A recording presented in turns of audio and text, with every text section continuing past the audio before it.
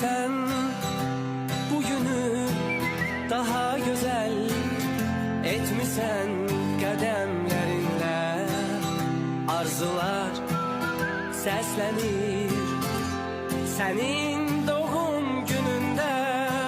Sen gülende, sevinende, uzak durur hayattan qəm kədər. Yaxşı ki dünyaya bugün göz açmısan sen. Bütün sevenler seni gözledi, her anı, her günü, öten her dəqiqəni söylesin.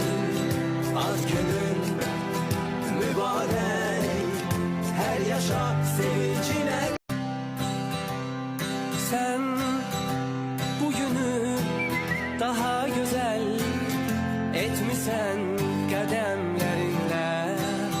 Arzular səslənir senin doğum gününde. Sen gülende, sevinende, uzak durur hayattan qəm kədər. Yaxşı ki dünyaya bugün göz açmısan sen. Bütün sevenler seni gözledi, her anı, her günü,